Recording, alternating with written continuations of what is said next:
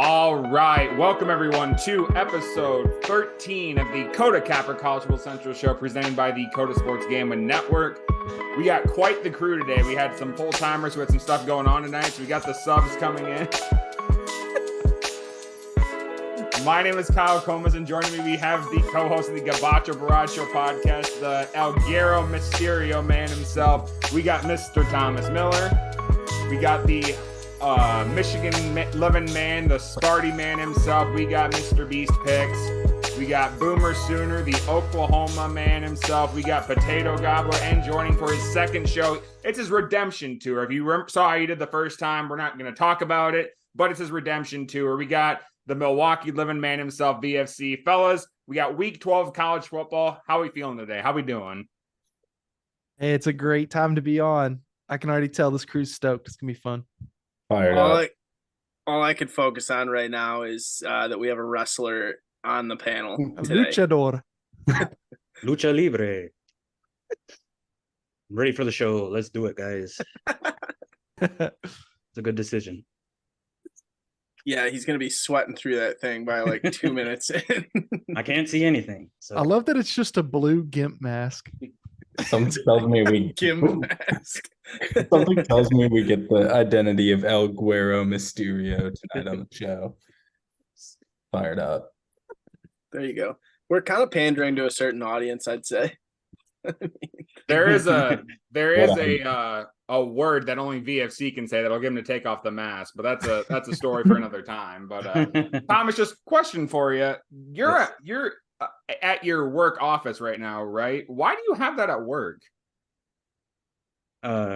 My answer to that is, why would I not have this at work? Okay, fair question. Yeah, fair. Don't you know that they do WWE at lunchtime at his work? Yeah. He's Rey Mysterio at work. I'm Rey Mysterio. I'm going to do a moonsault later on in the show. Yeah, that's what Thomas does for work. He's actually Rey Mysterio. So. Yeah. Okay. Enough said there. Yeah, I was going to say. Go ahead, Beast. I was going to say, I think we've really established enough there on the Rey Mysterio, so we can move on. Yeah, I was just going to ask VFC. You're kind of back like on a little redemption tour. How you doing, buddy?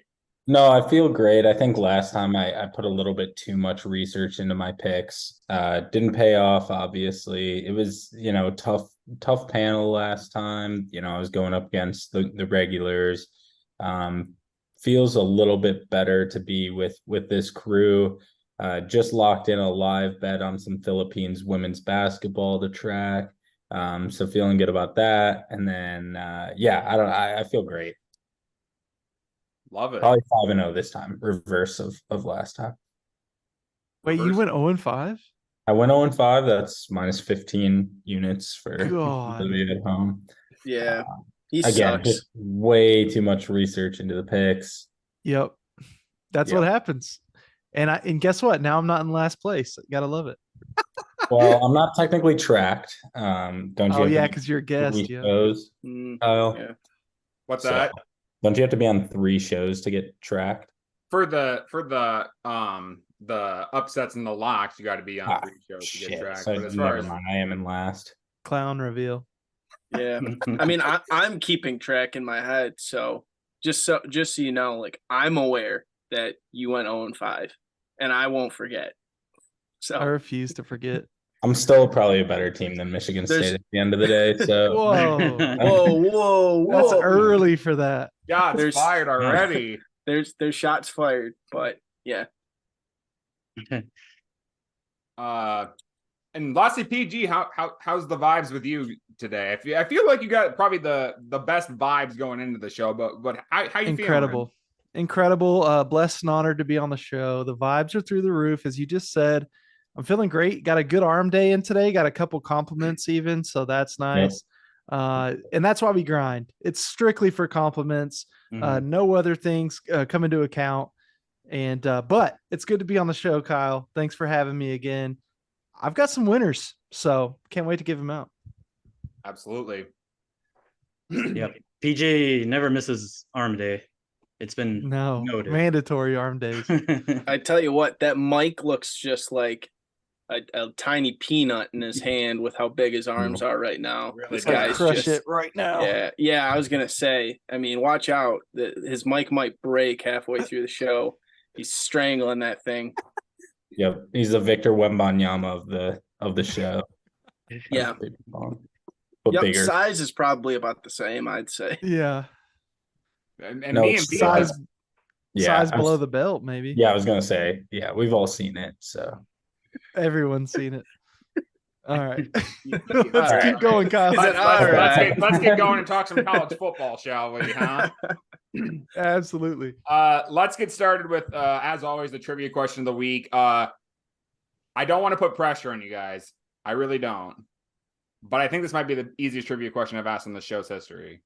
I've Ooh, I don't never like gotten that. one wrong. So I really do. So, we had a couple firings this week with coaches, so it got me thinking about just stuff with coaches. So the question is very simple and very basic.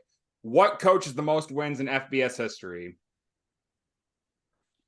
Simple as that. That's a trivia question. What coach has the most wins in FBS history? So I will give you time to think about it really quick while we do our ad read. The Kota Capper College Football Central show is sponsored by Better Edge. Better Edge is a social betting platform that operates like a marketplace. If you're wondering how that works, let's use an example. Let's use the Michigan-Maryland game being played this week. And one person on the platform likes Michigan money line. They place $10 on that line. Another person on the platform likes Maryland money line. They place $10 on that line. You now got an exchange because it's person to person rather than person to sports book. That's what makes it legal in 45 different states. And a lot of places you go, you have juice lines, minus 100, plus 100 is what it is at Better Edge. You don't get the minus 125s on spreads like you might do on another sports book. Minus 100, plus 100 all the time. And the cool thing about Better Edge is if you don't like a line, you can create your own line. Excuse me. And if someone's on the opposite side of you, you get that line. What other sportsbook can you say that about? They have competitions such as Battle Royale, Survivor, Chaser, keeps things competitive for the users, kind of like a FanDuel or a DraftKings, has all those competitions like that. And they also incorporate social media so people can follow other users. You can make a memo with all your plays. People can fade you to create an order, or they can ride with you because they like your picks. But we love Better Edge here at the network. Go to their website, www.betteredge.com. Use promo code Kyle, promo code Corey, Thomas, Beast, Play Me. Any of those promo codes, you get $20 added to your account. I mean, you put money in, you get another $20. We love that. They also have a promo right now where you go into the app, and if you win one single bet, just one, you get a free hat. I mean, who doesn't love free merch? We do. www.betteredge.com. So, gentlemen, again, simple question. What coach has the most wins in FBS history? Very, very simple question. Elguero Mysterio, we'll start with you. I feel like this is set up to try to get one of us canceled. Since we all know it's Jerry Sandusky's mentor, Mr. Joe Pa. Beast, who do you think it is? I'm going to go Bear Bryant. Okay. PG, who do you think it is? Yeah, so I was going to say Bobby Bowden because I remember he stuck around forever. But then I remember part of the reason he stuck around forever was to try to catch up with Joe Paterno. So I'm also going to go Joe Pa. Don't cancel. Okay. Sounds good. And VFC, who do you think it is? The Joe Pa thought crossed my mind, I'll be honest, but I'm not going to go with it because it's not what I landed on. And I'm an honorable man. I'm going to go with one, Woody Hayes, who was very much canceled, but one of the goats. So, all right, sounds good. So this college football coach, so actually the most winningest college football coach of all times at the Division III level. So I didn't count that. I just said Division I FBS, and it is Joe Paterno with 409. However, I will make this note because Soup said it would be a crime if I didn't make this note. A bunch of his wins actually did get vacated. Yeah. However, true. He won those games. I don't care. Who would be first if those are vacated? Who would be first? It would be Bowden. Oh, okay. It would be Bowden. Okay. If I was on the trail. Yep. You were. So PG actually just killed that question, if we're being perfectly honest with you. I'm goated. I'm him. He's just old. It's I've just just been around so long. You saw all these coaches Yeah. come through. Did you say the number? How many was it? 409. 409. Yep. Wow. For reference, Wow. Kirk Ferentz has got like 200. A couple. I was gonna say Kirk Ferentz is hot on his trail. Not even close. Like halfway there. Well, Joe Pop took He over coached the Penn. forever. Yeah, he in like the 60s he took over the Penn State job. Yeah. So Yeah. It doesn't work like that nowadays. You just don't. You're Mm-mm. not automatically the head coach just for the next 60 years. Like you just, it'll never be. I guess it'll probably never be broken. Because Saban, where's Saban at on that list?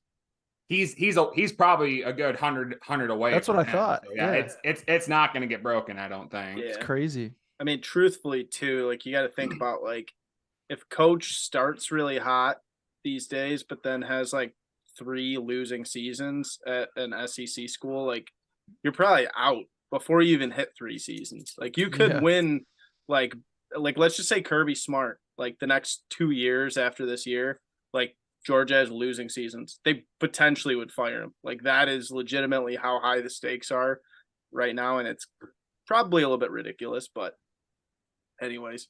Yep. Yeah. Yep. Agreed. So, nope. Nicely done, Thomas and PG getting the W on the trivia. PG, I think you're actually like 2 for 3 on trivia. On this I was gonna show. say I think I'm 2-1 on my 3 shows. That's pretty Yeah. good. I got it on the first one and in this third one. The first one you were kind of fading Corey though, so I was hard fading. I forget what the answer was, but he basically said, it's not this team because I know it's not them, and da da da da da. And I was like, well, I'll take that team then. And it ended up being that team. I don't remember It what the question was. was. But it was great. oh, too good. All right, gentlemen. Well, before we dive into the snake draft, really quick, we had a lot of great stuff happening in week 11. A lot of great games. I don't know about you guys, but I sat down right at 11 o'clock and I watched all the way to the end of the USC Colorado game, just tuned into the Saturday slate. It was a great slate. That's just really quick. Week 11, anything really stand out to you? Anything you want to talk about? Beast, we'll start with you. Anything in particular week 11? I think Michigan State must have, just taken the week off. Yeah, that must have been what happened. I would say the big game from last week, obviously that everybody was tuned in with, was Penn State, Michigan. I hate to say it. It grosses me out to say it because I was like leader of like really wanting to kind of knock Michigan for all the cheating scandal stuff, but doesn't really matter right now. They look just dominant in pretty much all facets of the game. The one thing I will note, without getting too deep, because I want the rest of the guys to kind of give their insight too, is Michigan's defense is obviously like ridiculous, so elite. But it's almost kind of come to the point where like they don't have to get tested that much on offense. And I'm kind of concerned if they were to come up against, let's just say like a Florida State or even really Georgia, like a team that can really move the ball and like is moving bodies on the line, but also just has some dynamic playmakers at many positions. I do kind of wonder if Michigan's going to, finally that defense is going to kind of let up a little bit, because they haven't had to face that many good quarterbacks in the Big Ten. And even really last week, like Penn State's offense is good, no disrespect, but I don't think it's some top 10 offense in the country by any means. So I'm kind of curious to see what'll happen once Michigan does face somebody. Can that defense hold up? Maybe it can. Maybe it really can. It has looked that good, but we'll see. Yeah. I'm going to kind of piggyback off that because that was the game that that really stood out to me. I kind of left that game with tons of questions. Penn State's defense is absolutely legit. There's no question about that. But Blake Corum and Donovan Edwards absolutely tore up that defense. And it was crazy to see like how good they were against that defense. And like, maybe that's something for the future. But the thing that probably confused me more than anything is JJ McCarthy. People are talking about being a Heisman Trophy contender. He passed 8 times in that game. Yeah. Not even tested. I understand like, Corum and Edwards were tearing the defense up, but like you have an opportunity to make a Heisman moment in a Heisman game and you're going to throw the ball 8 times. I don't know. Just that seemed really, really crazy. Because the thing is too, is if, and VFC being the Ohio State fan can contest this, if Michigan wants to beat Ohio State, McCarthy has to go. Like, they're not going to beat Ohio State with Corum and Edwards. McCarthy has to play well, and just 8 passing attempts just isn't going to do it. So I thought this would be a good opportunity for them to utilize him, and they just didn't. So I agree. If I could jump in, Kyle, I think so too. I had a tweet typed up that, early in that first half, I had a tweet typed up that was something like, it's crazy how Michigan waits for 3rd and 10 until they trust their Heisman candidate quarterback to throw the ball down the field. It was super weird how little they were using them. And I think that shoots up some red flags.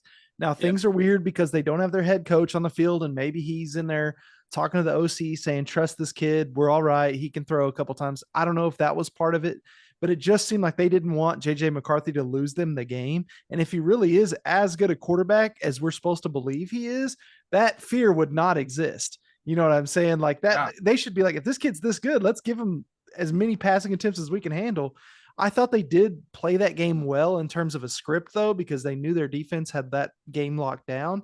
They could afford to just try and beat down that defensive line from Penn State, and that's exactly what happened. Some teams like Georgia, though, they're not going to be able to beat that way because Georgia can rotate enough defensive linemen in. They're not going to get worn out like that. They'll go 2 deep easily, 3 deep. So they're going to have to use Corum, not just to beat Ohio State, but to advance in the playoffs as well. Yeah. No, that's well said. That's well said. Always feel free to pitch in, PG, when you got something like that to say. Is there anything else you had really about week 11 at all besides that game? Yeah, I think we should also hit on, and if the other guys want to go back and hit on Michigan, Penn State some, they can, because that was a big game. But we also had Utah and Washington, which was a really interesting game there in the Pac-12. I had Utah +8. I thought Utah was going to win outright. At some point, I was like, no, definitely Washington's going to cover this game, and I'm sick. But they had a play where they were going to have a pick 6, and the kid just drops the ball before he gets into the end zone. Just a hilarious play. Whenever those happen, it's crazy those still happen in 2023, but they do. But anyway, great win for Washington. They're still doing it, man, undefeated. But they've got to. I think they've probably got to win out to get in. I really do, to get in the playoff. Yep, I would agree with that. The mysterious man has unmasked himself. Thomas, what really stood out to you week 11? I had to get rid of the mask. It's itchy, and I wanted to take a drink of my Crystal Light water. It wouldn't let me. But yeah, I mean, it's just kind of setting up week 11 in the weeks that come, setting up a disaster for the playoff committee, which I love. It's too bad, really. I think this would be the year with the 12-team playoff where, like, I think it would be wide open.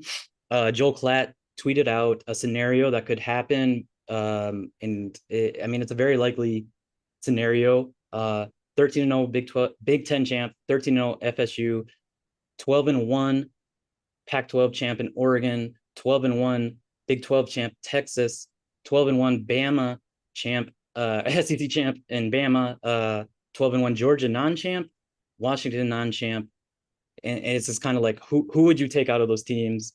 It's just like they're really gonna mess it up. There's those scenarios are extremely real. Like, I think Florida State really faces a big test coming up with Louisville. I don't know if they're in the same division or not. No, they play, but they'll play in the championship game. Oh, so they'll play back again. There's no division. They only play SEC either, so yeah, they don't play each other in the regular season. Oh, okay. But Florida State does still have Florida on the schedule, and then you're right, they would have to beat Louisville in the championship game. So yeah, I mean, them getting a 13-0 is possible, but we'll see. I think Louisville's a little bit better right now. If I was gonna, try to cap those two teams, but I mean, it's not going to be easy for the committee, and it's going to be an amazing last 2 weeks, and championship week's going to be crazy. Yeah, well said. VFC, what about you to wrap it up? Week 11.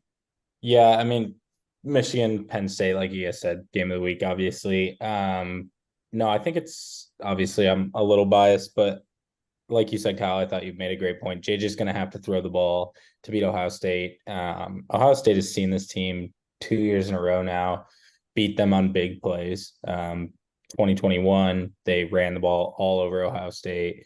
2022, Ohio State just sold up for the run every single play, and JJ just chucked balls over their head all game. And no halftime adjustments were made. One of the most infuriating things ever. But anyway, Ohio State has completely reformed their defense this year to take away the big play. It's where they were getting beat. It's where they got beat against Michigan last year. It's where they got beat against Georgia last year. The big play just killed them over and over and over again.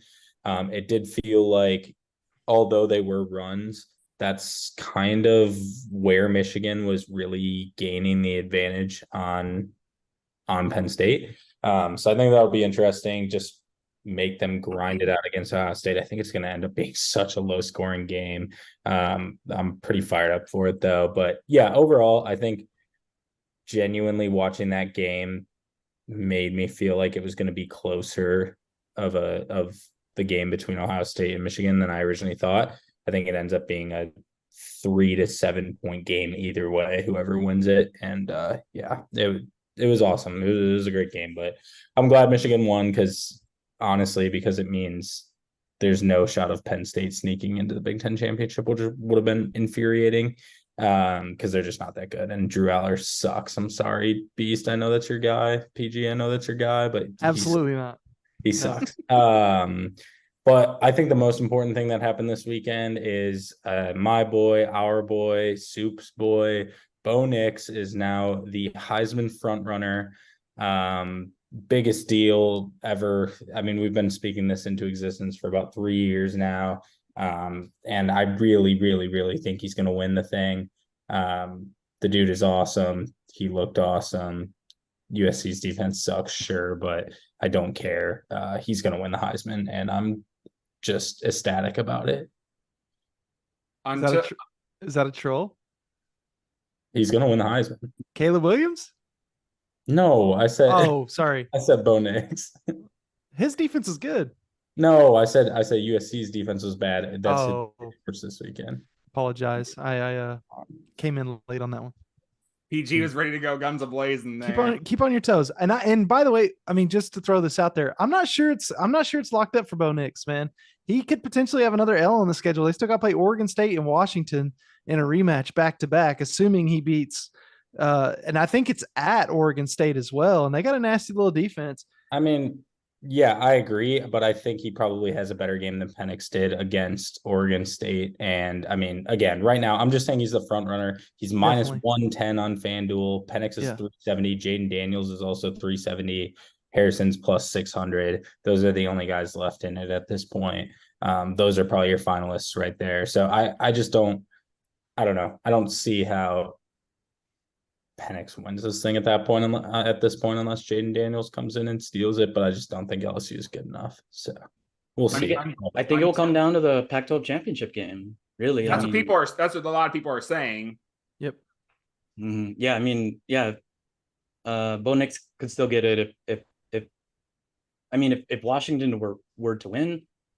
It's probably going to need to be because of mistakes on Oregon's part. Like I think a lot of people feel like Oregon was the better team in their first matchup and they lost by 3 or whatever. Like I think they had a couple of mistakes in the second half. So everybody's kind of just, presuming that Pac-12 championship is going to go to Oregon and they're going to whoop up on Washington this time. If it doesn't happen, never know. Penix is still there, I do, just for the record, while we're on the subject, I think that Oregon will get them the second time around. It'll be now, they're doing still neutral site for the Pac-12 championship game, right? In Las Vegas. So yeah, it's fast turf there. I don't like that matchup for Washington, but that'll be like over under 79 and I'll be on the over. So you're dang right. Until the Heisman finalists are named and until the Heisman is named, I have so much money on a Jordan Travis Heisman future that I'm going to continue to tell myself that Jordan Travis is going to win the Heisman. I have so much bias in this that I can't give a true opinion on who I think is going to win the Heisman. But until they announce it, I'm still saying it's Jordan Travis. I mean, I'm with you. Like, I don't get it. I don't get why he is lower than like Mill Rowe and Carson Beck, for example. Like, that makes no sense to me. I think he at least deserves to be either a finalist or right up there with them. I don't know. That's If just me. they go undefeated, he will be a finalist, and I'm with you, Kyle. I don't know exactly what his numbers are going to end up looking like. His biggest issue is they don't really have like a huge matchup on the schedule. So where those other guys do, Carson Beck's going to play an SEC championship. Milrow's going to play in an SEC championship. There's going to be a million eyes on that. Meanwhile, Jordan Travis is going to be playing freaking Louisville, who's a good team, like Thomas and I were saying earlier, but it's just not as big of a game. So you just don't have all those eyeballs on you, and the odds kind of reflect that. But I still think if he just goes off, so they play like North Alabama this week, then they've got Florida, and then they've got the ACC championship game. Right. So like if he just really put up video game numbers in those games, and the other guys kind of stumbled a little bit, he could still win. He just doesn't have the stats that Penix and Nix and Jaden Daniels do, which is why like I'm nervous. But yeah. I can't. I've always been a guy to like keep my bias out of it, and I have so much bias in the Heisman this year. I simply cannot give a true take on it. Yeah. Yeah, I agree. I still think Bo Nix is going to win it, but PG's right. There's a lot of season left. I feel like what Bo Nix has going for him as well is he's kind of got that career award going on. Like we all remember the year Lamar Jackson won it. I mean, he probably was the best player, but he didn't even have like his best season that year. Right. But it was like the year before he was just lighting it on fire, and he still played pretty well up until the second half of that season. And so he kind of got it as like a career achievement. Like, man, we saw this guy light it up so many times. There's not any other obvious choices. He's popular. Let's go with him. So Bo Nix kind of has that going for him this time around, I think. Yeah. I'm buzzing.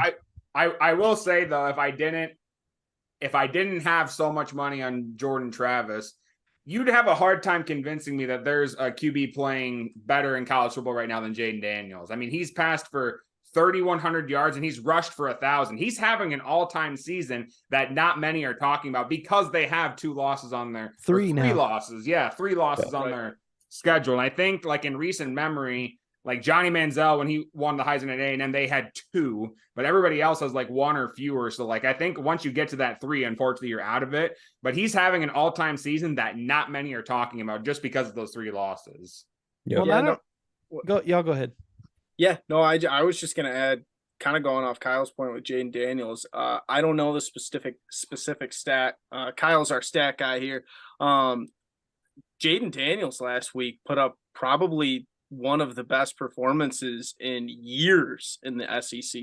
I think he had close to like 600 something yards accounted for between everything. Just ridiculous. Like the difference he made on the field in that game. I'm not sure that we can really say there's many other players out there doing that. And that is what's disappointing, is that it is a factor of your team having to win a lot of games too.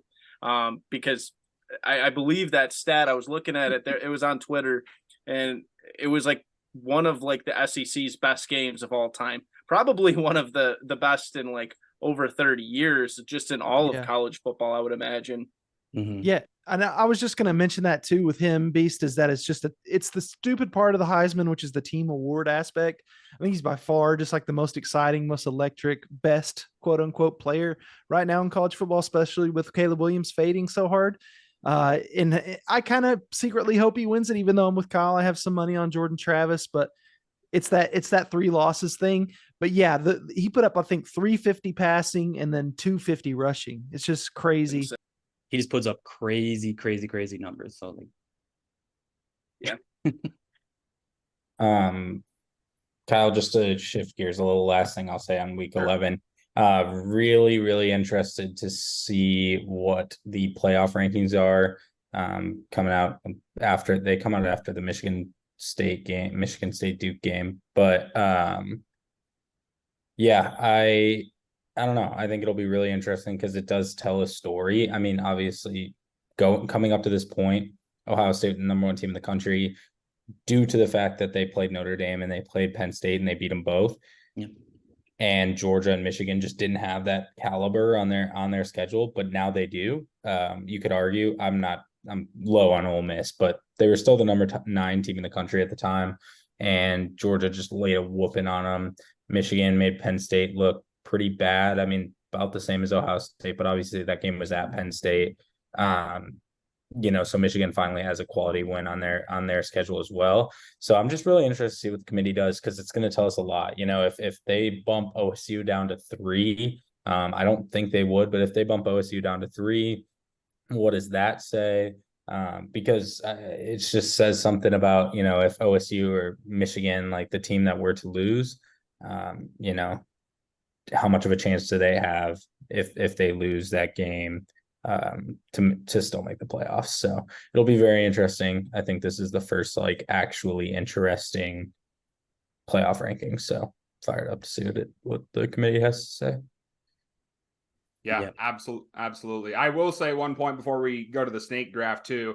If we assume that like the loser of Michigan, Ohio State doesn't make the playoff, and we assume maybe if Washington does and Oregon doesn't, or if Washington doesn't, that Rose Bowl game between whoever loses the game and that Pac-12 representative, that's gonna be a nice game. Yeah, hopefully everyone plays, but that would be sweet. The Rose Bowl's back. Yeah. If everyone plays, but right. Yeah.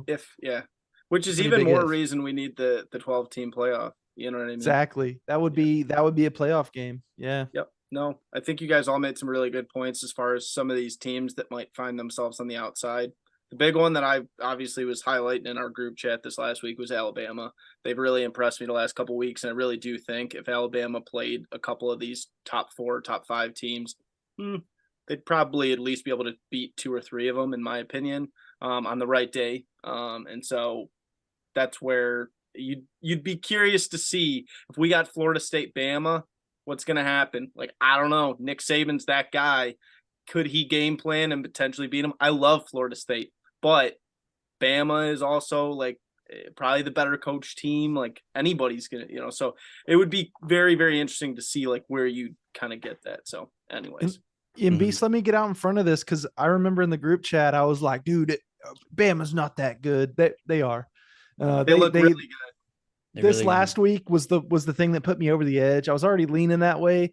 You saw Milrose starting to play way better, which I had a future on him too. Kyle remembers that, and it was looking okay through the first couple of weeks, but unfortunately he's fallen off pretty hard. But he still has an outside chance, I guess. I mean, he's been benched, so he's kind of got like the arc going of the lows to highs or whatever. So maybe if he just were to rip it off at the end of the season, maybe somehow. But yeah, I just wanted to get out of the way. I was wrong in the group chat. I think I'm with Beast, and I think Bama's legit. Humble, man. Last thing before we jump into it, I'm interested to see. I feel like genuinely Bama going to Auburn next week.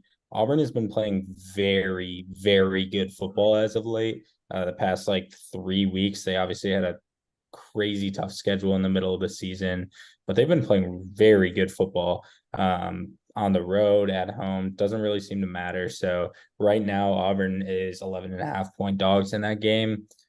Feel like it could end up being a contest. I'm actually pretty fired up for that one. I think that'll be Bama's biggest test, honestly, maybe of the season until Georgia, just because of the fact that it's at Auburn, and that's going to be a tough place to play. And that's what I was going to ask, is which stadium it was at, because the Iron Bowl in Auburn is always something's going to happen. I mean, it's going to be must-see stuff. Yep. Just real quick for me. One of my favorite games, Alabama at Auburn, always amazing. I think Alabama is kind of for real. I think obviously Nick Saban gets all the credit in the world for doing whatever with whatever he's got, but I mean, they've really improved since that Texas game. Like, it's crazy how much better they are. I think they replayed that game, I think they would beat Texas. And just like on the Heisman thing, one last thing I was going to say is that, I mean, Marvin Harrison Jr., obviously the best player in college football. Wide receivers don't win this thing, but like Big Ten is known for defense, but you cannot guard Marvin Harrison Jr. one-on-one. So I mean, he's obviously the best player in the country by far. If wide receivers would still have a chance at winning the Heisman, I think he would be my Heisman for sure. I think you're spot on. And then the other one I would add, especially if you're like going with the caveat of like who would just be the best on an NFL roster right now. The other guy is Brock Bowers, tight end from Georgia, but he's just been a little hurt this year. He didn't get hurt. Yeah. Yeah. But both those guys, Thomas is right. They just shift the whole defense. Like you have to like know where they are. And then with Bowers, it's really tough too because he can obviously block. So if it looks like he's going out for a route and then he just blows a safety up and then they run right behind him for 60 yards or whatever. But Marvin Harrison, same thing. Like you've got to shift your whole defense to double team him. It's starting to open things up. Kind of a teaser for one of my picks. It's kind of starting to open some things up for Ohio State. So we'll see. But yeah, good talk on that. Yeah.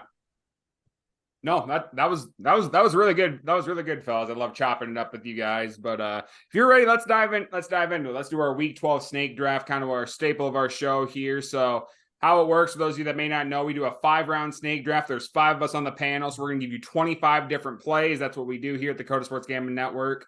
Everybody in the panel must have a full game spread, a money line, a full game over under. All those be our friends at Better Edge. Once again, shout out to them. A team total and a first half play. First half can be literally anything you want with the first half.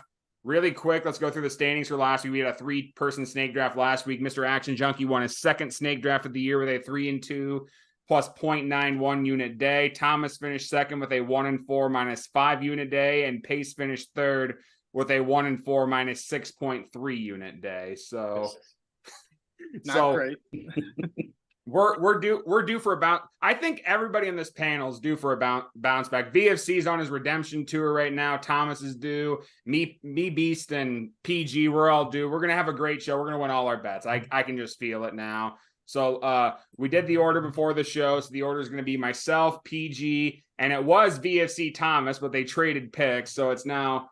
The order is myself, PG, Thomas 3, BFC 4, Beast is 5, and then Beast will get the back-to-back and go back to VFC, Thomas, PG, and myself. So, gentlemen, if we are ready, let's get it started. So, I didn't want to go first because I didn't have a play that I thought would be a true 1-1, but I got to go with the play that I was going to use in the first round for 5 units anyways, and I'm going to take Coastal Carolina minus 5.5 against Army this weekend. The Chanticleers, they started out with a rough 2-3 start. They've won 5 straight games yet this season, and they're sitting just behind James Madison in their division of the Sun Belt. I mentioned Grayson McCall a lot on the show this year. He's passed for nearly 2,000 yards and 10 TDs on the year. They're playing Army, and I drafted Army in the team drafts. I have the right to say it. They have been terrible this year. They beat Sacred Heart last week by a field goal. So I think this is a perfect opportunity. I know it's at Army, but I think this is a perfect opportunity to make a statement in this game, score a lot of points because they play James Madison next week. So I think they're going to score a lot of points here. I think winning by a touchdown is very, very manageable. I think they get it done on the road. So with the number 1 overall pick, I am taking Coastal Carolina minus 5.5. Great Like pick. it, Kyle. Great pick. Thank you, fellas. All right. Yeah. Seeing no conversation, we will go to PG with his first round play. All right, I'm blessed and honored to give this pick out. I'm glad I got to go second because I think this one could be a hot commodity. I'm going with the Oregon State Beavers minus 2 full game. They've got Washington coming into town, Corvallis. Listen, there's a lot of older players on this Oregon State team with their mind on revenge. If they win this weekend at home and next weekend at home, beating the 2 top teams in the Pac-12, they will make it into that Pac-12 championship game. Very much looking forward to see what they look like. Obviously, they're favored here, so that's already kind of a sign that you wouldn't think right off the bat a team with 2 losses should be favored over an undefeated team. I think a little bit Washington really played with their food last week against against Utah, and I think Oregon State is a better version of what Utah is, especially at home. That was Washington at home. And yes, they probably should have ended up covering that game, but part of that was because Utah already on a backup quarterback who was getting kind of dinged up throughout the game. Well, guess what? Oregon State's playing some pretty good football right now. They did have that loss to Arizona, but as we know now, Arizona's a pretty good team. So I got Oregon State minus 2 here at home. I like it a lot. I like it too. I've been on them all year, so we'll see. Beavers. I take everything back about how terrible of a QB DJU was. DJU at Clemson was terrible, but DJU at Oregon State is just way, way better. To defend you, Kyle, you're right. And I think it's more so now that we've seen what Clemson looks like this year. I think it's easier to say that it's just that Clemson offense that Dabo wants to run that's just not very good, instead of the Bad quarterbacks coach. that they're getting in are actually pretty decent. It's just a bad system. Clemson was carried by Venables, and it's clear. Shout out BV. Absolutely. But Venables, you guys saw this weekend. He served his time in the military, so he deserves a little more respect than what we're giving him. Just the absolute worst. Just the absolute worst. But all right, sounds good. Good pick, PG. I think everyone kind of likes that, and I think it was a pretty hot commodity. Stole it from me. Oh, I was going to say Beast was the exact person that I was making that pick. Yeah. Sudden, PG and I kind of are on the same wavelength, Yeah. It's the whole you guys hosting a podcast together thing. Yeah. Yeah. We also talked about just them in general early in the season when we all met up in Kansas City. So Beast and I had a couple talks about Oregon State. So I knew you liked them too. Had a little talk over some Kansas City barbecue, if I remember correctly. So. Oh yeah. All right, very good. Thomas, we will go to you with your first round play, number 3 overall. All right, I'm thrilled, honored to play the Michigan and Maryland under 50.5, -110. As you guys kind of brought up with JJ McCarthy through 8 total passes, 8 total passes. Last 32 plays were runs. I think Michigan puts that on repeat. I don't think they really want to mess around. I think it's kind of their identity to just kind of like grind a team into the ground. And Maryland's not a terrible team, but they're not going to beat Michigan, obviously. And this game is in Maryland, and so I just really see them just kind of getting like a 10-point lead and just kind of grinding things out. I really have a ton of faith in this under.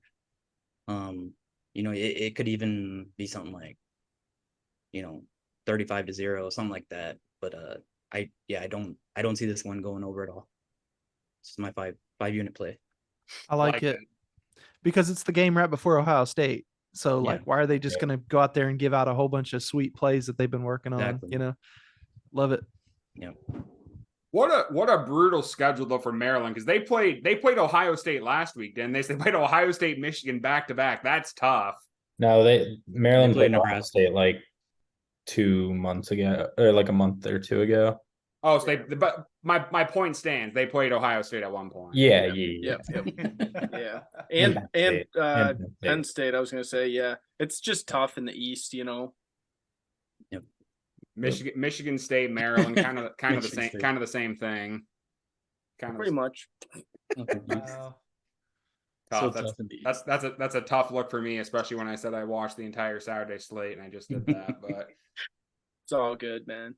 Nope, I digress. Thomas, that's a good pick. I was contemplating that myself. So, thank you. All right, we will go to VFC, number 4 overall, worth 5 units. First round pick.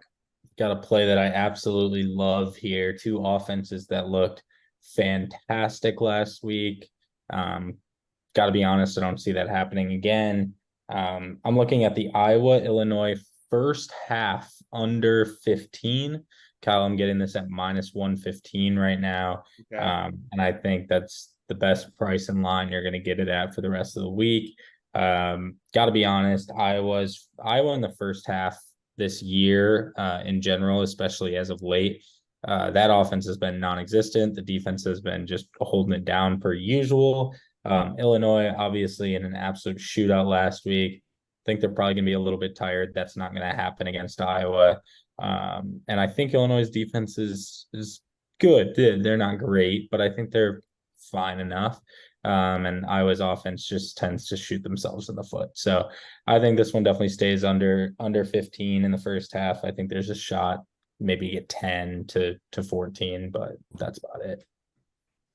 No, I love that play. And I kind of wish you guys would have seen me and Thomas's text during that game, because Deacon Hill completed like 3 passes in a row. And we're just like, what's happening right now? They had 420 yards of offense. They haven't had 420 yards of offense all season. and they had 420 against a really solid Rutgers team. So I wish you guys would have seen our text, because me and Thomas were just in absolute shock that entire game, just how well they were moving the ball in the second half. Yeah. Maybe the greatest fourth quarter I've ever seen in my life. They played well. But no, I do not foresee that happening again. So I like the play. So.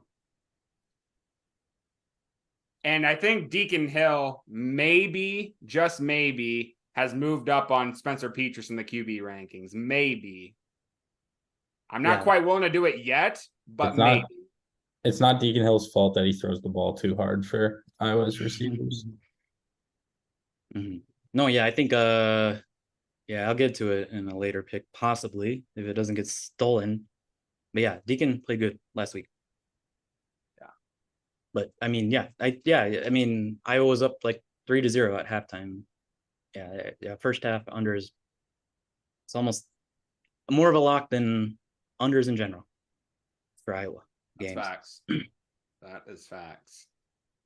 All right. Nope. I love the pick. VFC sounds good. We will go to Beast. Beast, you do have back-to-back. We'll start with your first round play worth 5 units. I don't think this specific play is going to be stolen, but I kind of hope that it would have been. But I just love this play a lot. I'm going to go Oklahoma first half, minus 13.5 at BYU. Shout out our Sooner fans in the panel here today.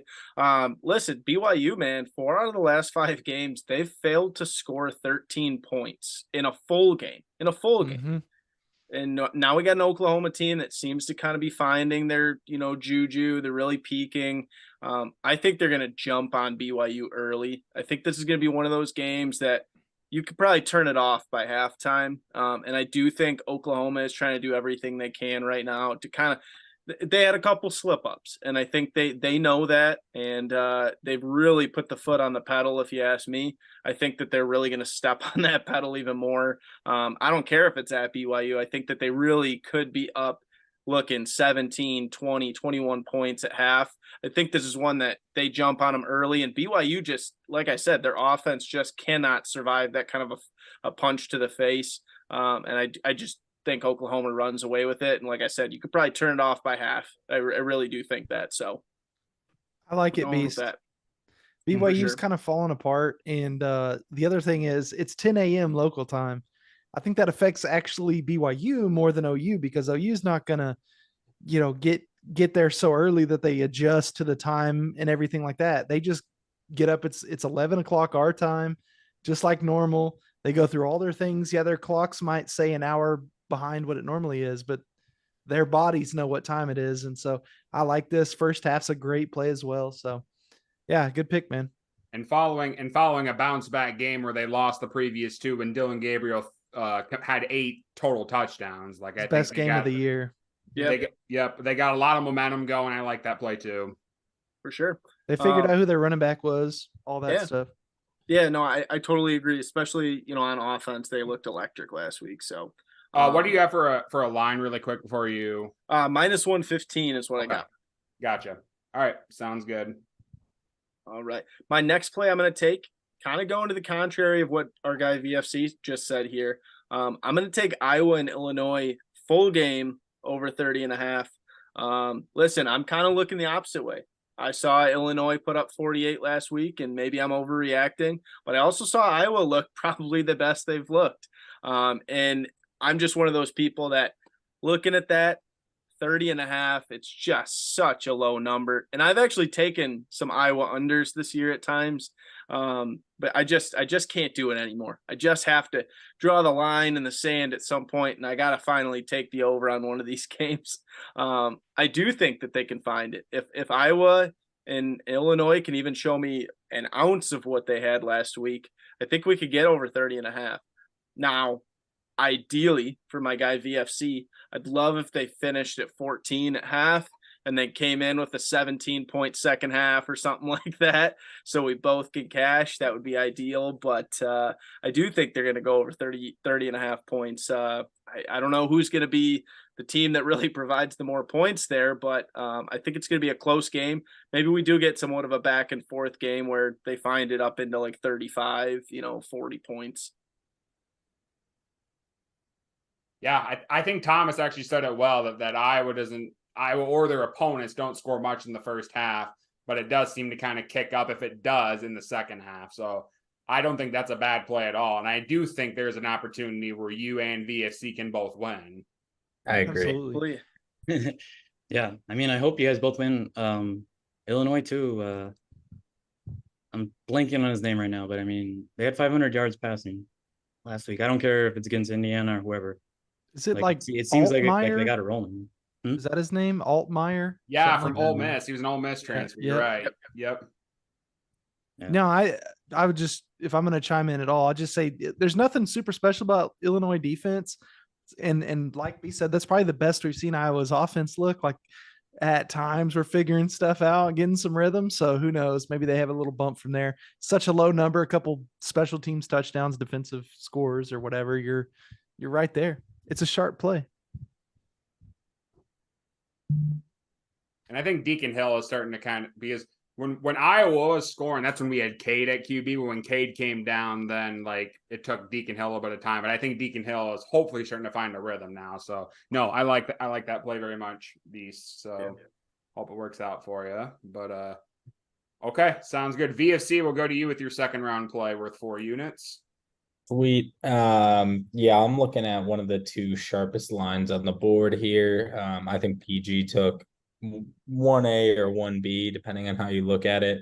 I'm going to go ahead and snag the other one up now. I'm going to go ahead and take Tennessee plus 10 against Georgia. I got minus 105 on this.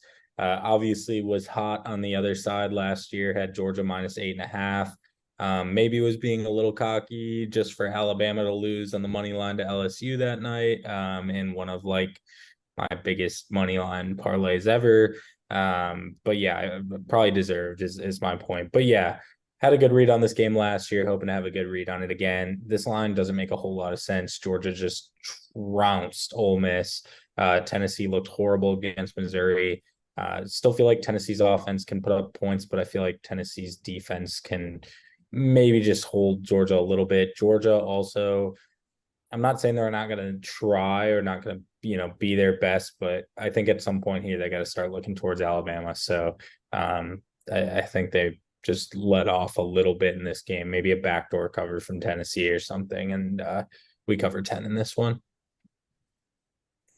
I really hope it works out. I really hope it works out for you, but Georgia's looked just so good this year. I think their look-ahead game is next week when they play Georgia Tech. Yeah. But I hope for your sake it works out. But man, they have looked really good against good teams this year. I was gonna say that's the caveat is like when they've played teams that like are nobody's, I don't know, Mississippi State or I don't even think they've played them, but teams like that, they overlook them in the big games. Yeah, and then now they're on the road, right, at Tennessee. So it's like they're in a hostile environment. They've got to win backs. Like, I think they're going to have enough Kirby spin zone to potentially cover that number. But at the same time, you're getting a great bounce back spot from Tennessee. They definitely overlooked Mizzou last weekend and got killed.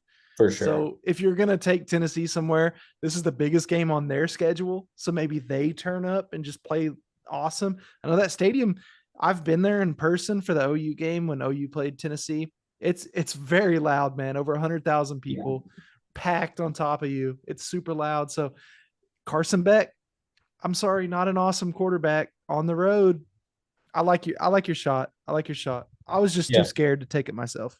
I understand. I just feel like also I don't have Action Pro at this point, but I have to imagine that a large number of the bets end up on Georgia in this one. And I feel like it's only moved about a half a point up to this point. So, I love this play. Yeah, I like it too. Go ahead, Thomas. Okay. I love it. Tennessee at home. Like you said, it just doesn't make any sense because they got whooped up by Mizzou. Georgia whooped up on Ole Miss.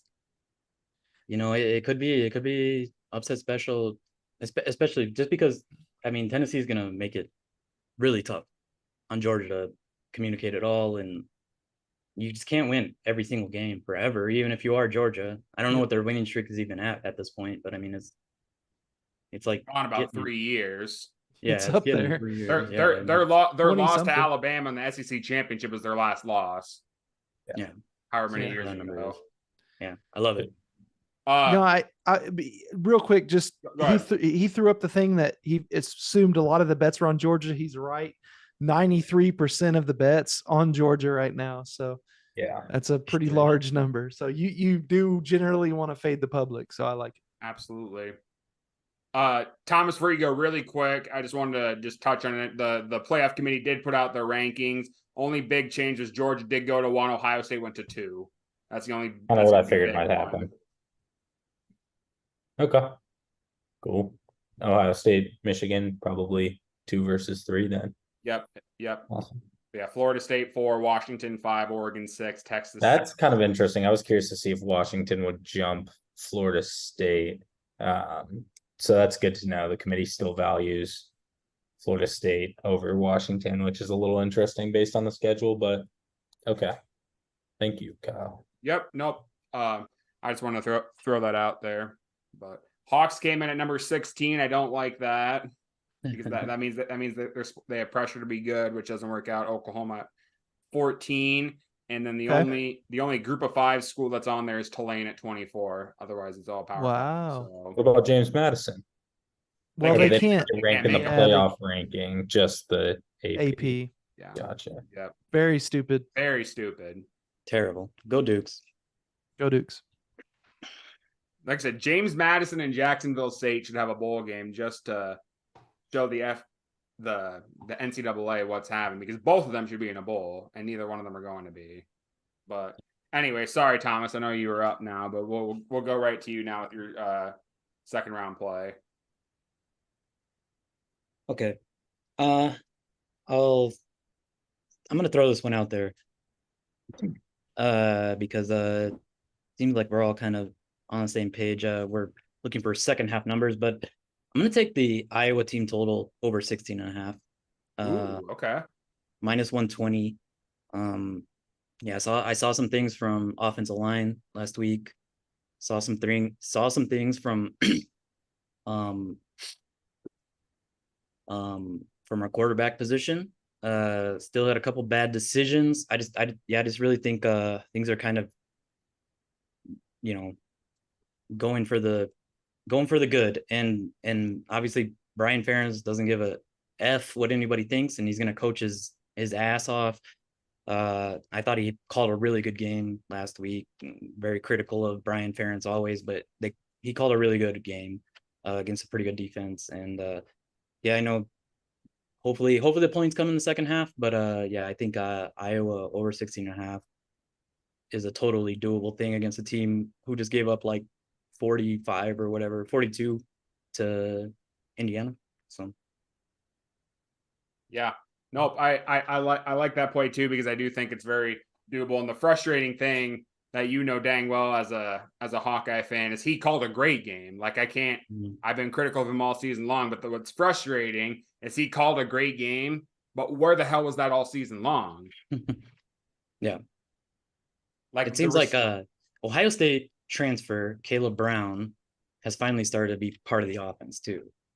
I mean, if you're a wide receiver and you're good enough to be recruited by Ohio State, at least originally, I have no idea why his first catches were coming a week ago at Wrigley Field, or 2 weeks ago at Wrigley Field, and then this past week he had a huge game, and they actually let him run the ball and stuff too on in and rounds instead of running a guy who's like 26 years old and Nico Ragaini.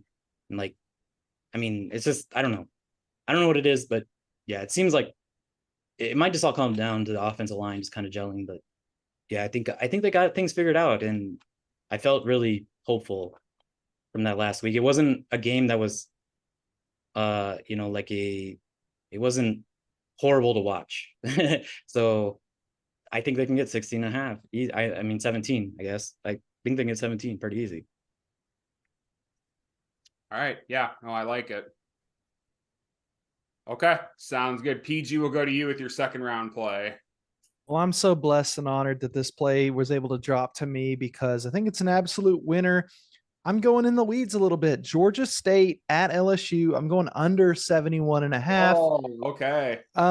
This is one where 43% of the bets are on the under, but 70% of the money is on the under. So somebody is rocking with me with some pretty deep pockets. I just think in general, this is a game LSU tries to escape healthy. I don't think this is one where they run it up a lot.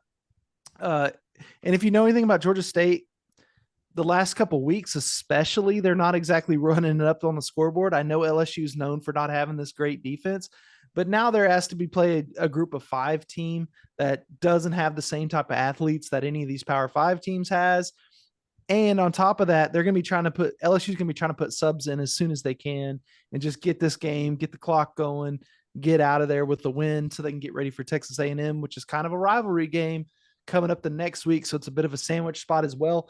On top of all that, 71.5 with the new clock rules is just a lot of freaking points, man. You got to be not only getting to the red zone every time, but you've got to end up with 7 and not 3. So just a handful of field goals, I'm probably chilling. Okay. Sounds good. I had the over. Not my top, but I had the over as one of my plays on the deal, merely for the fact, like I don't pay for Action Pro either, but merely for the fact that LSU's undefeated on the over this year. That's the only reason I was considering. Just an auto over team, but I think this is just enough of a situation where it'll go under. And that number is just being priced so crazy because they are undefeated and they know people are just going to auto take their over every week just in case it just continues to go. But I think this is the week it goes under. Okay. Nope. That convinced me. So nope. That's sharp. But okay. Sounds good. Well, I have back-to-back here, so I'll start with my second round play, and I am going to the Friday night game, and I am taking Colorado, Washington State over 63.5. Colorado, in a sense, is kind of a worse version of LSU. You know, they're scoring 30.7 points per game.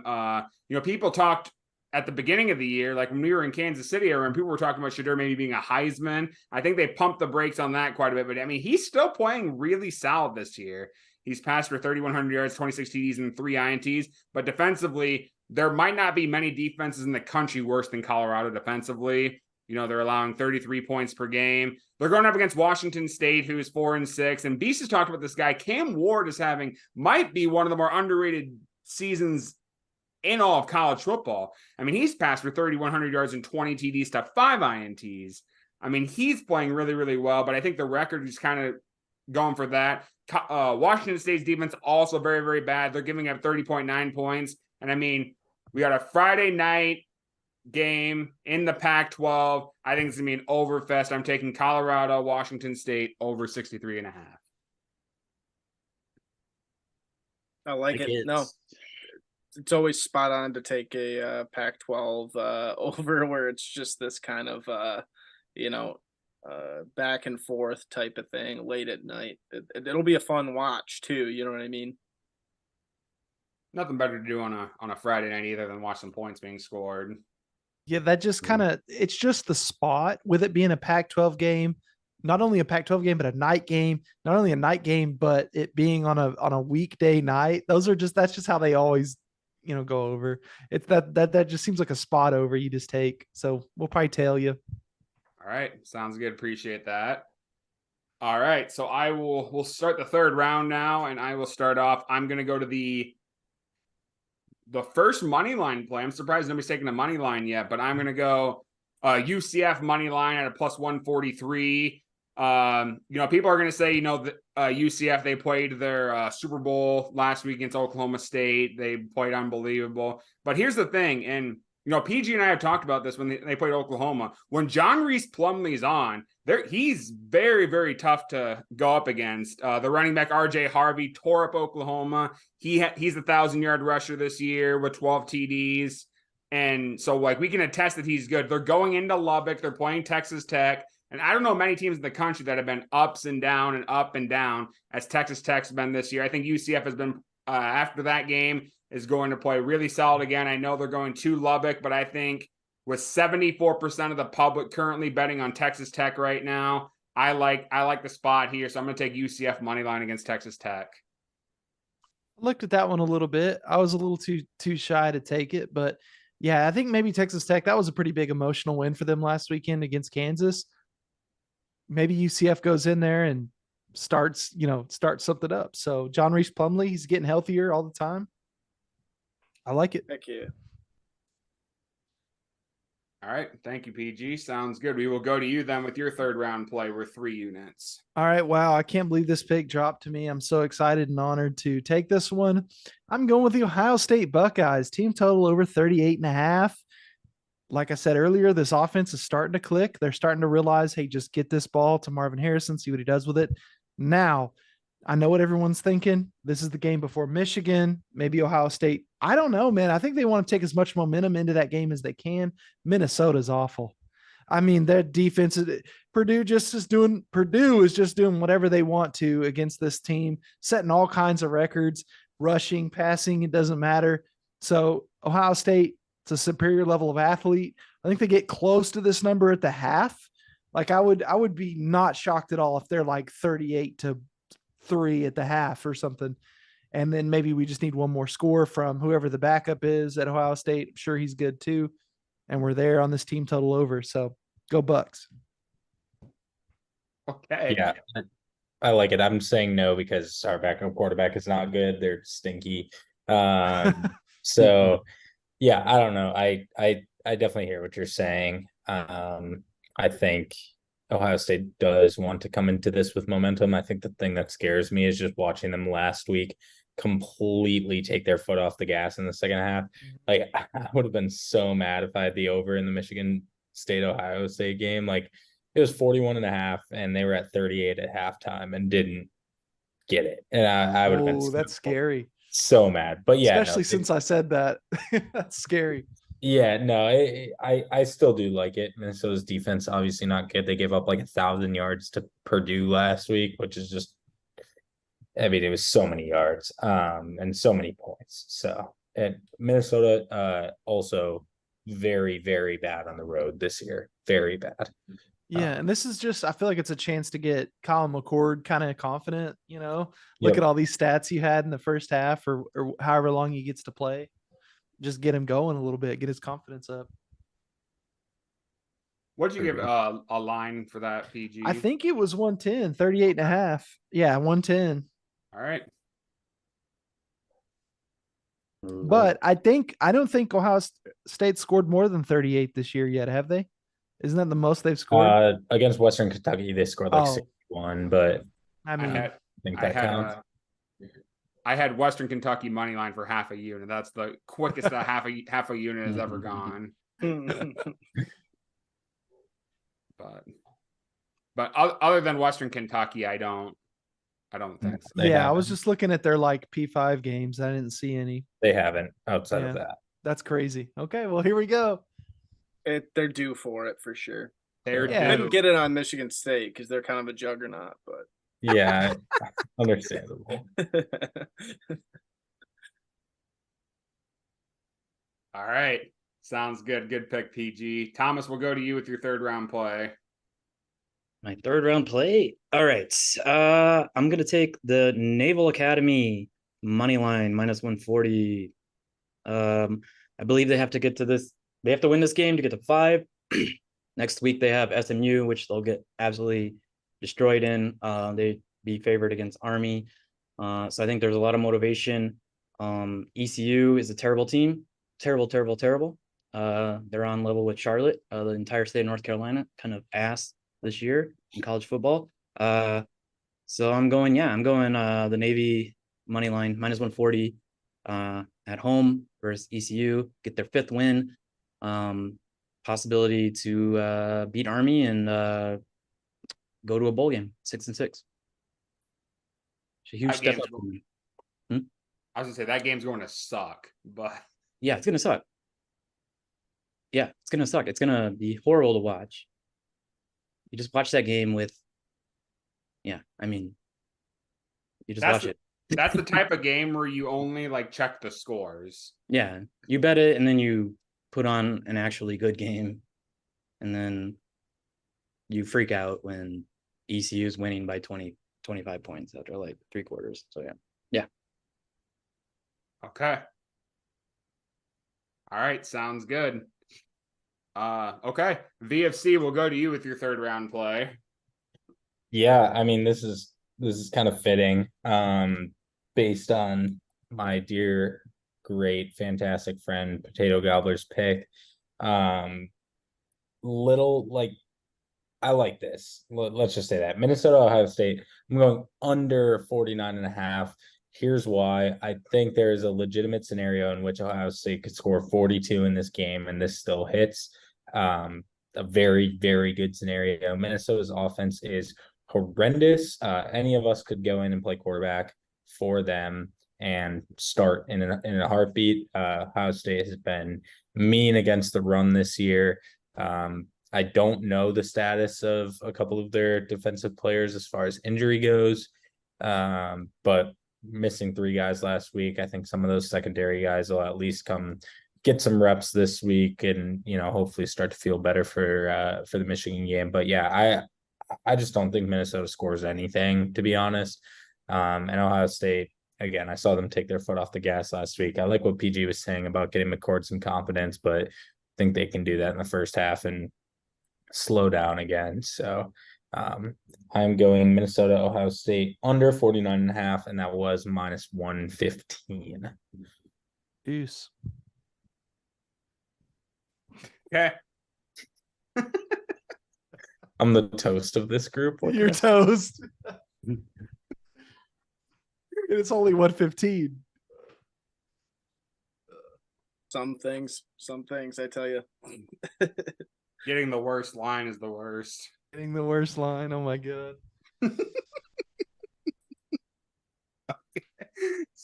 Sounds good. Beast, you do have back-to-back picks. We'll go with your third round play here.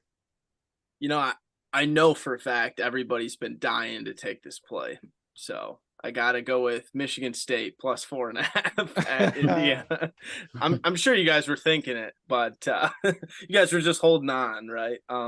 Yeah, I know I got to go with Michigan State here. I just think Michigan State, as bad as they are, and as much as like it's kind of a bit that we talk crap on them, I don't think the bottom 6 to 7 teams in the Big Ten are that much separated. Like, when we really think about it, Michigan State has quite a few losses this year, but they hung around with Iowa. They hung around with Rutgers. They beat Nebraska. And then they've hung around in multiple other games as well. Even you could even argue the Maryland game. Like, they had a ton of yards on Maryland, but they just didn't really kind of get the job done. A lot of turnovers. But I guess my point more that I'm saying is that Indiana is not that great to me. They just had 48 points put up on them by Illinois. They don't shock me as some like massive Big Ten powerhouse. To get 4.5 points, I don't care if it's on the road. Going to Indiana is not some like juggernaut of like a home field advantage. It's just not. I'm sorry to tell you. I think there's a little bit of an overreaction to the Ohio State loss. I know that sounds funny to say, but I do think that maybe there's a little bit of discredit being put on Michigan State's name, because when we really talk about those bottom 6 teams in the Big Ten, in my opinion, I don't think there's that big of a gap between majority of your bottom half of the Big Ten. So I'm going to take the 4.5 points. That's a ridiculous amount of points, if you ask me, for 2 teams that I really don't think are that much separated from each other. Indiana does not strike me as some powerhouse. So I'm taking the 4.5. That's a lot of points to be getting in any football game, but especially this game. Yeah, I looked at that play too. I thought it was kind of weird that they were getting 4.5 there. I kind of figured it would be the opposite way, but right, home field has something to do with it. Like you said, they're in Bloomington, aren't they? Yeah, I believe that's what it is.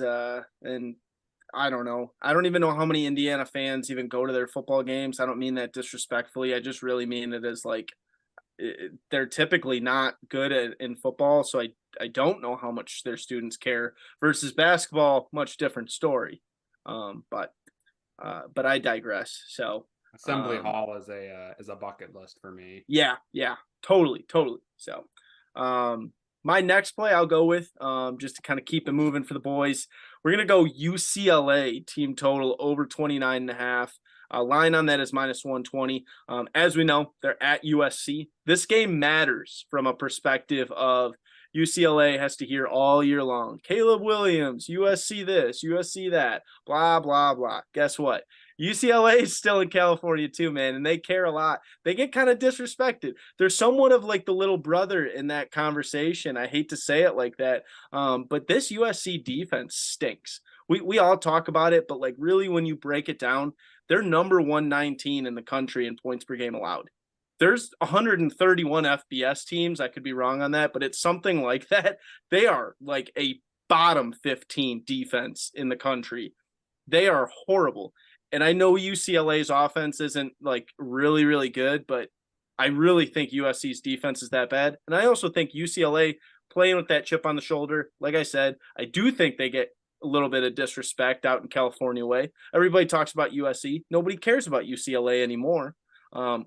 I think they're going to come into this game a little bit fired up, a little bit hot.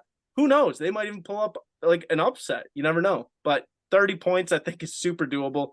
USC might put up 60, but they'll probably give up 35 at the same time. Like they could do that. You know what I mean? So 29.5 points feels like nothing to me. I know it seems high, but that defense just stinks. And what does UCLA have to lose at this point? Just go out there and try to score points. I mean, yeah, even if they were getting a ton of points hung up on them, I do think they're just going to be throwing the shit out of the ball, just going after it. I think they could even keep it close. I know that's like a crazy take, but I do think there is something about that chip on the shoulder kind of thing. So we'll see what happens, but I do think they could put up 30 points no matter what. So. And they're in a defensive coordinator transition too, so that could definitely have something to be said too. But yeah, like PG said, they have nothing to lose, so they might as well just score their points. So. And it did come out, UCLA seems to be firing Chip Kelly right before that's the word. That's the hot word on the street. Record, so you know that could either be good or bad. yeah. I was gonna say it could be great. It's almost horrible. I think the week of a team firing a coach is good, but then after that, everybody tries to jump on and be like, "Oh, they're playing hard now," and then that's when it starts to fall apart. But that first week after, I think that's where you're good. Yeah, they might rally around. I'm not even sure who the interim is going to be, whether it's going to be their OC or DC. But I'm checking with some sources right now as we speak. So we got PG Schefter in the chat right now. It's true. I love it. But yeah, no, I do think that they might kind of rally for this one. I do think there is something about that California thing. I do think that. I could be completely off base. I'm sure our California listeners, we probably have so many of them. Tuned in. Midwest podcast, a lot of California listeners, I'm sure. But maybe I'm wrong on this, but I do think UCLA probably does feel a little bit like second fiddle in this whole discussion when you, especially in the Pac-12. Yeah, I think so. Like LA based guys or all of California, really, like they probably didn't get recruited by USC, so they want something. I mean, they want to show something. You know, I think you're onto something there.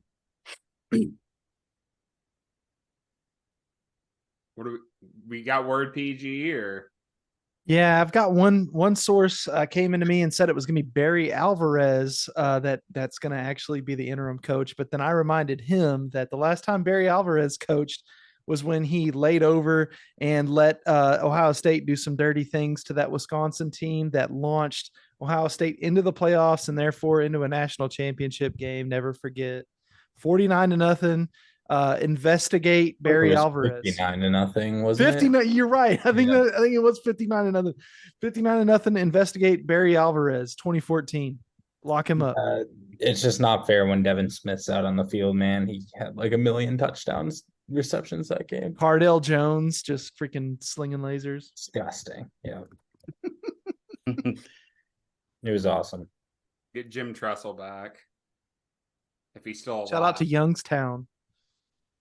Big shout. Coached there for several years. I don't know if he's still there or not. He's like 100 years old. Pelini's their coach. That's right. Big shout out to Youngstown though. The Penguins. Yeah. Shout out. I don't know.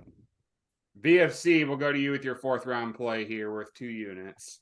Sweet. I've got one that's got me absolutely fired up here. Also, Devin Smith caught 3 touchdowns in that game, and Curtis Samuel had 2. So yeah, huge. Zeke had 2. Just the best of the best. I don't Anyway. Okay. Oh, you don't care? That's fine. That's Beast. cute. Yeah. No, Beast. Actually, I love that you just came at me. I really do, because I'm looking at a play here that maybe goes against everything Beast stands for, but a team that just looked great on the hard court tonight. Really good on the hard court tonight. Big time win. They're going to look just as good on the gridiron this Saturday. I'm looking at the Duke Blue Devils. Oh, what? Total Wow. over 26.5. My Duke Blue Devils. Honestly, very honored to rep the blue here. To back the blue. So really honored to do that in a night, in a massive game, massive win on the hard court. And just absolutely fired up about this one. So Duke team total over 26.5 against Virginia. Virginia not good, Duke good, I guess. I don't know. They're just going to score 1 billion, and I just wanted to make this play because I had the jersey and I wanted to go at Beast. So that's my play. What is a line? By the on way, BFC? this is a I don't think you can see, but this is a Christian Laettner jersey. Oh my! What the hell? Wow. So Were you Bro even got on the alive January- when he played? don't think so, but everybody hated Christian Laettner. Clearly the panel's against me tonight. I've got a chip on my shoulder. I'm coming out hot with Duke team total over 26.5. Bro got on the January 6th jersey, bro. You said back the blue, man. That's did. crazy. Back to That's blue. crazy with the whole Oklahoma setup there. I don't I mean, we're less white than Christian Laettner is, to be fair. We're part native. People forget. Shout out to the 5 civilized BFC, what'd tribes. you get for a line on that? minus 110. Okay. Very clean, good, hardworking line. A Which- man's line. Off topic, really quick. If you guys haven't seen the ESPN 30 for 30, I hate Christian Laettner. It's an all timer. It's a What good made me one. buy One of my this jersey favorites. when I was like 20. It's awesome. I'd consider it like a Cool. top 3 30 for 30, if I'm being honest. So It's It's really just, I just know he wore that to some parties and thought, this is the fit. Bro pulled up. He's like, hey, have you seen that 30 for 30 on him?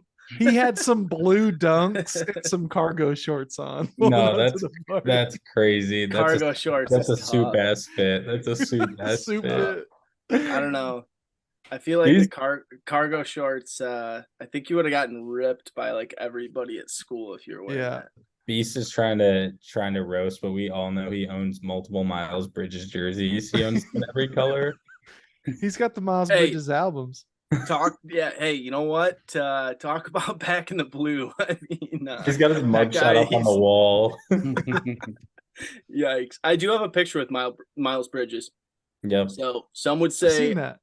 yeah. You forget. Some would say an we might be accomplice. close friends. You're an accomplice. Yeah, I was gonna say that was all pre charges. So I would say maybe I was somewhat of a cause there. I don't know. Some would say. People forget that Michigan went 5-7 in 2014. Not me. I think people do forget that. Who's up, Kyle? I was gonna say Gone might so have to far cut some off the stuff rails. here.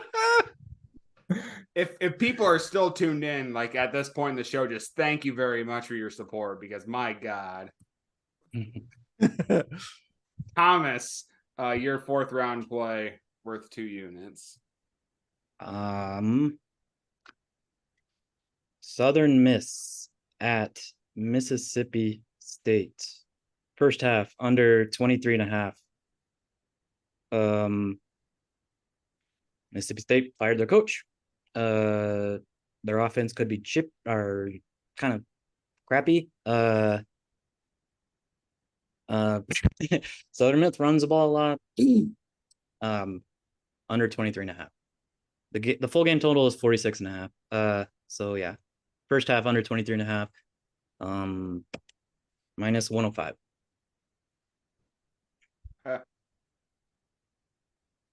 Another game everybody will be tuned into, I'm pretty sure. Like, there's a lot of games to watch, but why would you not watch Southern Miss at Mississippi State? Another game that's going to stink, but I love him. Brandon Walker can kiss my ass too. Brandon Walker. More cowbell. More cowbell. Oh, it's me now, huh? It is. Yep, you were up with your 4th round play. Well, I just can't believe I just was thinking this whole time this play would get taken, but I'm here. I am blessed and honored to take it right now. It's the UNC Blue Devils at Clemson, first half plus 3.5. Great football number to start with. I don't know if UNC finishes this game. They haven't shown me much, but I do think they come out with a chip on their shoulder. This is definitely a game they had circled. They obviously won an OT against Duke. Did not look great really in that game, but people look up and UNC's 8-2. And that's kind of about where I would have had them at this point in the season anyway. I never really bought in fully to like they're maybe a playoff team. They're just not. The depth's not there. But Clemson, little clunky. There's some rumors Dabo's getting linked to A&M. We don't typically see Dabo getting linked to head coaching jobs. All of a sudden he is. Maybe that's just a little bit of distraction, minor. First half plus 3.5, good football number. UNC, maybe Clemson makes some adjustments in the second half and ends up covering this game, but that first half spread's what I'm after. So plus 3.5. Yeah, I'm a big UNC Blue Devils fan. I was gonna say. Did I say UNC Blue Devils? That's crazy. Love I was them. thinking Tar Heels, and then they played Duke last week, so that's where that comes from. Disgusting. It's funny. What did you get for a line on that there, PG? Plus 110. Ooh, getting some, I got. Plus 3.5, plus 110. Still can get it on certain sites. That's all I'll say. Okay. Enough said. Enough said. All right, so we're on to me now with back-to-back to start end round 4, start round 5. I'm going to go to my first half play, and I'm going to take Georgia first half minus 6.5 and get that at minus 110 on Caesars. The Bulldogs look solid all season long. Fun fact for you guys, they're scoring an average of 21.6 points every first half. They are 5th in college football scoring in the first half.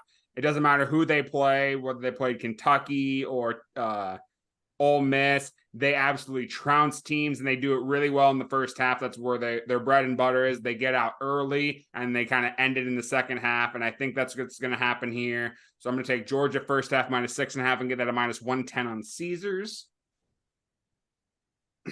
All right. Good. Again, not as confident as the other one, but which is why it's lower. But like we said, I think I don't know. I could see y'all middle in this one too, but I just think Georgia, when they've played like the good teams, quote unquote, on their schedule, which there's not very many, quite frankly, this year, that's when they've kind of turned up. So, but who knows, man? That's why they play the games. Like I said, Tennessee backdoor cover. I like it. Up by 7.5. Go up 14 late and Tennessee scores or something. I don't know. Yeah. Okay. Sounds good. And then to round out round 5 to the last round, I need a team total. And if you tune into any Kota Capra College Football Central shows, you know where I'm going. I'm going Kent State team total under 13.5 at a minus 105. This has been my bread and butter play all season long. They are the worst offense in college football. They're averaging 12.9 points per game and a whopping 257.3 yards per game. And that's sad considering they scored 38 against their only win, Central Connecticut State. I know Ball State's not very good defensively. I don't care. You can be the worst defense in college football. Kent State team total under 13.5. Let me just get out in front of this and say it's sad what they did to Kent State football. Kent State was a once fun to watch program. The Golden Flashes, auto over team. If nothing else, you could watch an exciting game when they come on the television, and now they're broken. Now they're a sad university. Might be time to just shut it all down. Just merge with whatever the closest city college is to Kent State. It's sad what they did to that offense. Love that play. It's Shut up, Akron. Akron. Probably. Yeah. I would say it's probably Akron. They're probably like an hour apart. There you go. Give him to Akron. Let's combine Akron and the Golden Flashes. I love it. I mean, why not? The Golden Zips. It's easy. They could win 4 at least if they combine. least. It's actually only 21 minutes. They're only 21 minutes away. Spicy. Is that kind of a rivalry right now? With it being so close? No, I'm not really in the area anymore, so I don't have a full feel. Don't have a beat on it. But but Makes sense. Know if I hear anything from But my it's- Ohio guy. He was an Ohio guy. People forget. People forget. People do forget People that do. now that he's in Wisconsin. He ran from the smoke, though, sadly. No, I actually Offload. dissipated the smoke and I got out. He moved to Wisconsin. The big He Wisconsin. wanted to eat some cheese bad Heck and yeah. drink some beer, which everyone has to respect. Big It's cheese true. guy. That's true. Huge cheesehead. But no, Look- Kent State team total under has been my play all year long, and I'm going to continue to. I know it's burned me a couple times. I don't care. I'm going to ride it until the season's over. So I'm going to take Kent State team total under 13.5. PG, you need a money line for your last play. That's right, Kyle. I need a money line badly, and I have found one in the Boston College Eagles. They're going to Pitt. This is a Thursday night game, or is it Friday night? Thursday night game, even better. Listen, Pitt, is it the worst home field in the ACC? I like to think so. Used to be Heinz Stadium, and now it's not Heinz Stadium. Not to mention it's a pro stadium, not a great place for a crappy ACC team to play in. BC, coming off of a very disappointing result, got smoked at home by Virginia Tech. Very embarrassing. This is a bounce back spot for them. They've been quietly good. They're 6-4 this year. Pitt's 2-8. The money line for Boston College is plus 130. They're 3-point underdogs on the road. As a bowl team going into a place that they might have already quit this season. I know they moved their starting quarterback to like tight end and all. Like it's just a mess at Pitt. So BC Eagles going on the road. They're 3-1 on the road this season. Pitt's 2-3 at home this season. So we'll take that. Go BC Eagles. Get in. Okay. Love it. I just popped off. Yep. Don't got much more to say after that, PG. I think you said So like mic drop moment. pretty much. Okay, sounds good. Thomas, you need a spread here to round out your card. I'm going Georgia Southern -6 versus Old Dominion. Georgia Southern's won like their last 3 games or maybe all their games at home by double digits. ODU is not very good. Beautiful jerseys. It's not a good team. So I'm going Georgia Southern -6. Okay. Easy W for my 1 unit play. All right, sounds good. Those Sunbelt action you got there, I love it. Great. Good pick, Thomas. VFC looks like you need a money line to round out your card. Yep. This one pretty plain and simple for me. We're looking at Stanford on the money line. They're plus 210. They are really, really, really not good. But they just got destroyed last week. A little bit of a bounce back spot here playing Cal. Cal is also really, really bad. Although I think they've both been playing better as of late. Both teams have been, showing up a little bit more. Got to be honest, this one's more just about the vibes. Plus 6.5 at home. That's usually pretty sharp. Stanford, they're just like they've been itching to win a game again this year. And I could just see it happening Saturday, 5:30 Central Time, I think. So anyway, yeah, Stanford money line. I like it. I was considering doing that for a long shot money line play myself. So Thank you, Kyle. you're welcome. All right, sounds good. Beast, you'll round up the snake draft. Looks like you need a money line as well. Yes, sir. We're all waiting on our money lines. I don't really have to explain this one much because I already, hit the spread on it, but we're going to take Michigan State money line plus 177. We got to do the double dip, baby. We got to do the double dip. You can't tell me Indiana is anything to be worried about. I think we got a good chance at hitting it. You're going to give me plus 177. I got a double dip with my boys. I can't think of a better small underdog to take than the Michigan State Spartans this week. They're still playing for something. They're going to get their asses kicked next week or whatever it is. Yeah, next week by Penn State. Black Friday. They want me to pay money to go down to Ford Field where the Lions play and watch that debauchery happen. Don't think I'm going to do that. They're practically giving tickets away. That was supposed to be like a hot ticket to get. Like before the season, they were like, oh yeah, Penn State, Michigan State. So they're practically giving away tickets at this point. It's kind of a joke. But anyways, this is the week Michigan State gets their final win of the season. Think they got to play for this one. This is their last chance of really getting a win. I think they can go into Indiana and win this game. So I'm going to take that plus 177 all day. All right. Love it. The hell was that? It's like a phone call. PG. It was not me. No, that was so Thomas. No. Thomas was No. posting an order for after work. Yep. Lion talking Theory. food. All right, gentlemen. So let's go through our teams really quick. We'll do honorable mentions, then we'll do upsets and locks and call it a show. Kyle's team, Coastal Carolina -5.5. Colorado, Washington State over 63.5. UCF money line at plus 143. Georgia first half -6.5 at a -110. And Kent State team total under 13.5 at a -105.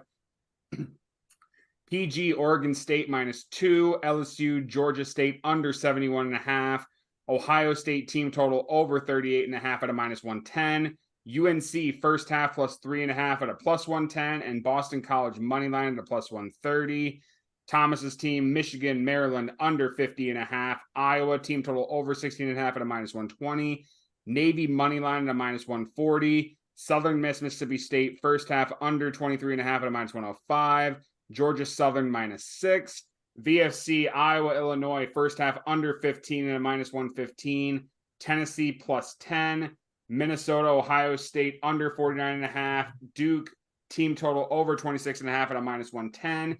Stanford money line plus 210. Beast, Oklahoma first half -13.5 at a -115. Iowa, Illinois over 30.5. Michigan State plus 4.5. UCLA team total over 29.5 at a -120. And Michigan State money line at a plus 177. So really quick, gentlemen, let's go through honorable mentions if you have any to throw out. I had a couple. If someone for some ungodly reason took my team total, I also had UNLV Air Force first half under 23. I think they're going to start out really slow. The Air Force likes to cause offenses to slow down, have their possessions be a little longer. So I like that as well. And then I also like Duke -4. I think they get it done. They get it done on the road. They're playing Virginia. Virginia absolutely stinks. And I think I don't know if Riley Leonard is going to play or not, but their backup last week looked really solid. He threw for 3 TDs, and I think they have a good shot. So I also like Duke -4 as an honorable mention. PG, do you have any honorable mentions that didn't get taken? Yeah, just a quick one so the other guys can talk. I was kind of looking at Kansas. Kansas is plus 8.5 at home against Kansas State this weekend. But who knows which quarterback is going to be playing for Kansas in this one. It's kind of a bad deal. Their original quarterback, Daniels, is pretty clearly sitting out, so we can get an extra year in college football, transfer somewhere. Their backup got hurt last weekend, so they were on their third string, but I don't know if Jason Bean's going to try to go or not. It's a rivalry game, but when I look at the percentages, it's just not there. 61% of the bets is on Kansas in this one, but only 17% of the money. That's usually a pretty big red flag not to take a pick. So I'm staying away from the Kansas Jayhawks. Okay. Sounds good. Thomas, what about you? Any honorable mentions that you had that nobody took? No.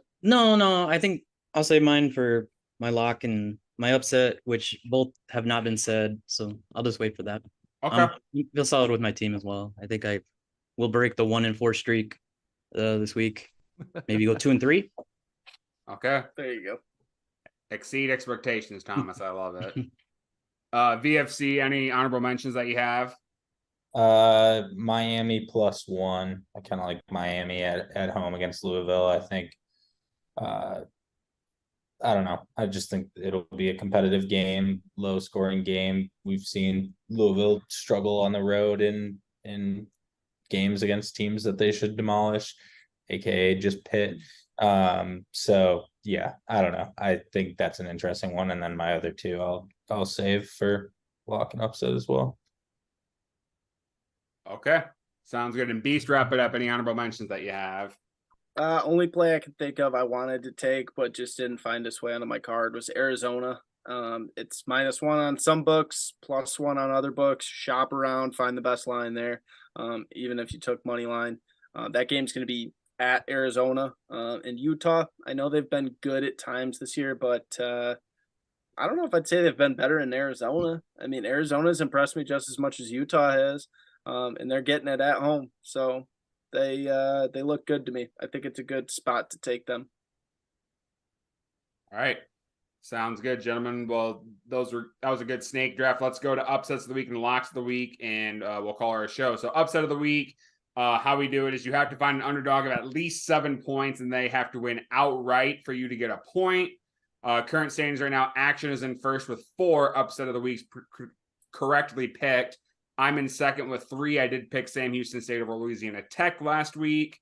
Beast and Thomas are tied for third with 2. And Corey has 1. PG and VFC currently not rated, but they do not have one yet. But VFC's only been on 1 show, and PG's only been on 2. So let's go through our upsets of the week. And VFC, we will start with you. Upset of the week. This one is pretty simple.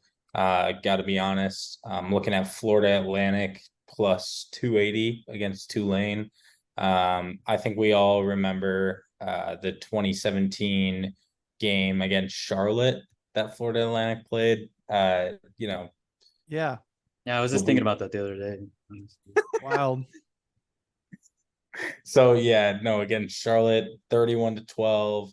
Obviously the week before that, we all remember them thrashing FIU at home, 52-24.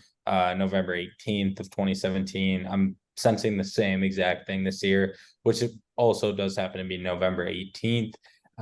They're just gonna destroy Tulane at home. Looking forward to this. Florida Atlantic. I love this team at +280. Probably send them on to a bowl game. I have no idea what their record is, but I'm guessing this is a must win. So Florida. Okay. Stadium's gonna be hype. Whatever. No, I know. A lot of people are looking forward to it. And this show deserves better, Kyle. I'm sorry that happened. They're 4-6. This is an absolute must win. Like I said, they win this one, and then they have to go to Rice next week. Their final boss battle against JT Daniels, and I'm absolutely fired up about it. So let's go Owls. Let's go Owls, baby. PG, who do you got for your upset of the week? Wow, guys, I am excited because we haven't talked about this game yet, but I am loving the Houston Cougars at home. Oklahoma State's coming to town. Let's talk about what Oklahoma State did last week. They lost 3-45 to UCF at UCF. They then traveled back to Stillwater after getting just drilled this way. They've got injuries piling up. Now they travel all the way down south to Houston. This is a lot of travel. Houston's awful. I'm not going to lie, guys. They're not good. But this is a chance for them to have a statement win. They can knock Oklahoma State out of the Big 12 championship game with a win here. I believe the best number you can get right now is +225. Solid value right at +7 as well if you just want to play it on the spread. But I don't know, man. Oklahoma State just might be that team that lost to South Alabama early in the season and just got killed by South Alabama. They don't have a ton of depth. They're very one-dimensional.